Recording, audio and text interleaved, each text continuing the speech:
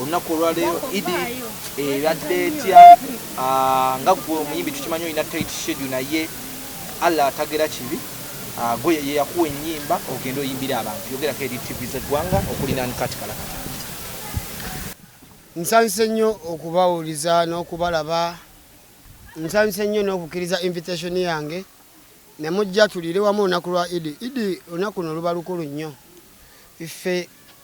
mu Busiraamu tumanyi nti okugabula kintu kya nkizo nnyo omuntu okugabula abantu, era tumanyi nti mu Buganda olugenze enjala terudda. Ate n'ekirala nkoze nammwe ebbanga ddene abasinga wano mwandaba era mukyandaba, so nagadde njaguze nammwe Idi eno esoose after lockdown ndowooza eno Idi esoose kuba tubadde mu muggalo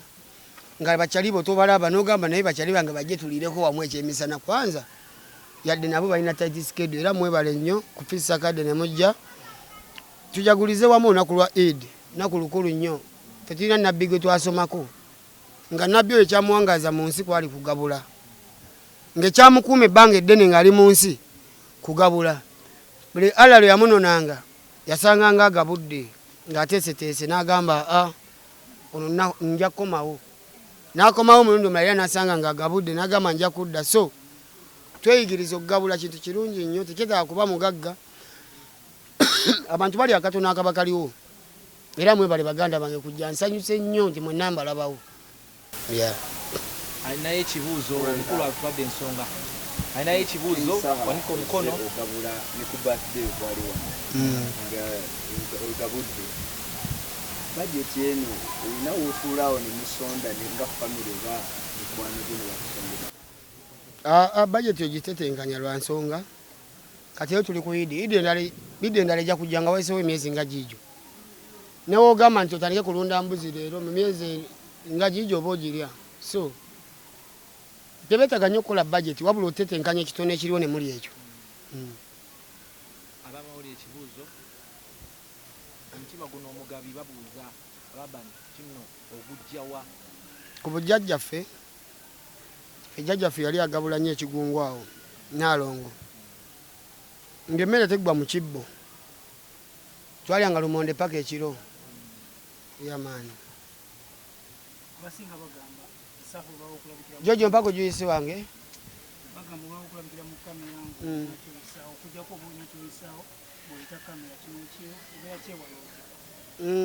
kibi nnyo okulabika mu kamera nga tolina kyobagamba, ekyo kimu. Ekyokubiri nze nandisuubidde nti bino tuyita abantu kibeere occasionally. Occasionally kye kitya nti Idi yiino birthday yange yiiyo mbayise nga ndi mu kalulu, ebyo byonna obiraba mba mbeetaaga. So sisobola bayita ate wesikola ki wesibeetaagira. So agamba nti ngenda kuwuga mujye munkwate, naye wemba ninawo event gye nsuubira nti yantegeddwako bannayuganda kati n'akalulu kano mwali temukamanyi. Bannayuganda basinga bali tebamanyi nti waliyo akalulu, naye twajja ne tukateeka mu lwatu kabeereko ne public opinion. So kamera ntuufu nnyo okugiyita buli oba olina ky'ogigamba. Kamera ngitwala nga olaba kajjojo juice kano nkanywa buli nnyonta lwekola ki lw'ennuma.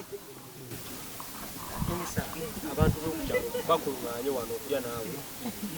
naye ekibuuzo obeera bize bo we bakwetaagira nga bafunye obuzibu obeerawo. Ku kyalo mbeerako ne gitwadde mu meeting y'ekyalo eya security.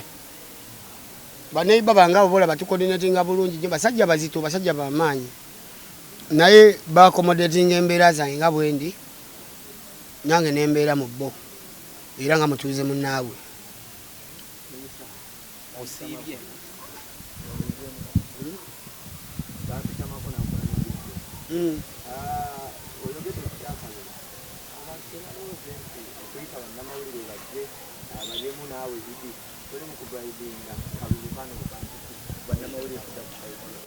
Bannamawulire tebalonda ekisooka, naye ate abantu bandabirwa mu mawulire gammwe, bantu bandaba ku BTM ku Sipaka ku NBS ku BBS n'endala. So TV zino nkulu nnyo, buli kintu kyolaba kikwekebwe bweru wa kamera kibaamu obuyaayi. TV nkulu nnyo okuleetera transparency tubeeramu nti ebintu bino wabyogera, so TV record buli kyondi coding awo kyemba nnimba kiba kiriddibwamu. Bako mukubeera ffenna nga mpapula okomezanga ezokubeera president era yenze enteekateeka etuuseewo enyokuwangula akaluna kali adda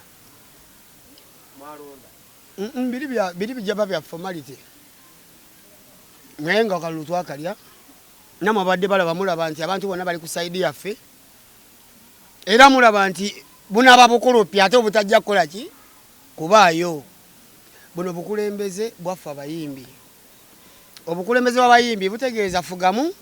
ne munalete ideologies ze so obukulembeze bwaffe si butwala nga kya bugagga tebuliko na musaala ndowooza wabula muntu kumaakuma banne tunoonyamu asinga tukumaakuma atukuŋŋaanye atuluŋŋamye obukulembeze bwaffe ffenna nga abayimbi era ofiisi eyo ejja kuba nga buli muyimbi ajeetaliramu nga bw'ayagadde tulaba nti n'obukulembeze obuliko bwagenda nga buwandiisa abantu okwetooloola disitulikiti za Uganda aye tugenda nti okulonda ebitundu percentage nene okubeera nti tugenda kubeera ku online osinota okuwangula akalulu kano nga bali bye bawandiisa abantu ate ngaokulonda okugenda beera ku online akalufira kakuuma otya abantu emitima gikyuka abantu kwogera nabo bagamba nizize ku lwa bulungi bwammwe indasitule yammwe nzize nange gattako ekitono kyensobola okugattako nzize tukolere wamu so abantu abo bonna bulaba baligestaringibwa kyali kirungi era balina okuba on record naye nga tebalina kuba nga baligestaringibwa bokka balina okuba nga waliwo ne follow up chain nesigalawo netusiga nga tufollowing up ebizibu byabwe abamu baba n'obuzibu nga butono nnyo ku byaffe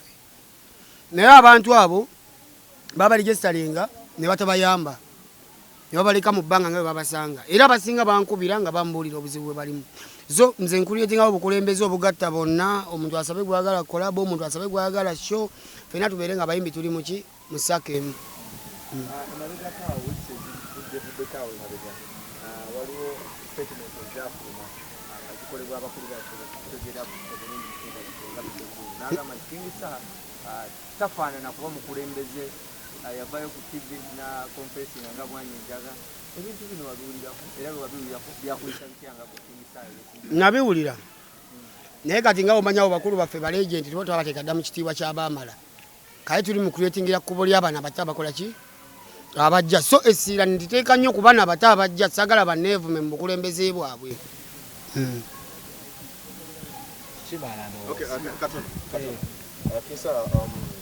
baffe abamawulire otulambuzaako ku bintu byokoze eri abavubuka bali emyaka gyo naye ngaoba oli awo sente oluusi nga bazirina naye nga tebasobodde kukola byokoze obubaka kiwinza okubawo buli muntu alina omukisa gwe mu nsi muno era buli muntu agoba mukisa gwe omukisa gwe guba wooli bilwovaawo oba ogenda ate kuguleka wooli omuntu nga tananoonya miliyoni asooka anoonya $5,000 asooka anoonya $1,000 asooka anoonya $5,000 nze obubaka bwempa bannange infact kankole jeno bubaka bwempa bavubuka tetunyooma mirimu kola gwoloota oba noonya gwoloota nga wokola gwe bakyakuwadde osanga gwe bakyakuwadde gugenda kuyamba nnyo okuvujjirira ate gwe gwokola ki gwoloota mu nsi teri kintu kyakabi nga kapito ate kapito bwongo kasita oba ne kapito mu bwongo ebirala bisogoberera nzira nge siri mugagga naye obulamu bwange ngezako bweyanguyiriza butambule nga wemba nkola ki wemba mbwagala era sigenda wantu wanankaluliza nsigenda mitu bya bbeeyi nze obulamu bwange sigenda wantu nga baseera sina kinywesa soda 15 nga nawe mumanyi ku 10 ate abavubuka basanga gye bakyakalira mu nsi weetaaga otambulire mu bajeti mu nfunayo tolina sente teweewola kwolwo tolya lwaki weewola ate tukufuna sente ezikulisa byeyagala nga tosasula bbanja so obulamu bufaanagana oba oyera oba olima oba ovuba oba olunda oba okola ku TV oba okwata kamera fenna obulamu busigala tuli baki bantu ate tuli bavunanyizibwa bamu bazadde abaana abo betuba tuzadde banoonyeza okubaawo tuba tulina ffe okusala ku nfuna yaffe ku nsaasanya yaffe nze nange ondaba mbeera wano naye nze motoka nyingi nange zensobola okugula nenjerekereza neŋŋamba kanyongeremu mu byange biri ku ground naye osanga omuvubuka nga talina waali naye nga kusinga wasula manya nga alina mmotoka yakabi naye nga wasula wakyamutawaanya ate nga bebasinga obungi nunga ekikuvuza emmotoka emiliyoni 7 nga nina kapolo tukemanyika miliyoni 6 kalisa kabusolo kasanje oba nsanje buli lwogenda mu bbeeyi yo obulamu tebukalubiriza buli lwoyagala ogoberere ebbeeyi ya mukwano gwo tomanya gye yabba obubaka bwendekera abavubuka bannange temukozesa biragalalagala obubaka bwendekera abavubuka mwewale okukozesa ebiragalalagala buli muntu akweka omuzeegwe tuli mu nsi y'abantu abangi buli omu alina omuzeegwe buli muntu akweka omuzegwani kulagana n'omuntu w'emizi kulagana nekyaliwo nga wamizi nga mukwano gwo nga kyokole takyogere owulidde obulamu wetwe tukuuma ssente ne gwobba naye takuloopa ensi mulina okuba nga mukwagana mikwano gyammwe ng'otambulira mu bajeti yo ng'oyagala mukazi wo buli oyagala owa munno omuteekamu ssente nnyingiko buli oyagala owuwo ategeera nti era oluganye obulamu nno bwe butambula osobola okusanga omuntu ng'amazima akola ssente azifuna bulungi naye ng'amazima kasitafuluma n'alaba ku sikaati bakuwe kyasigaza ku mumwa keiza ekintu ekyo kikendeeze weewale keiza ekintu kyabakuwe njagala bakuwe nga nawe ofuna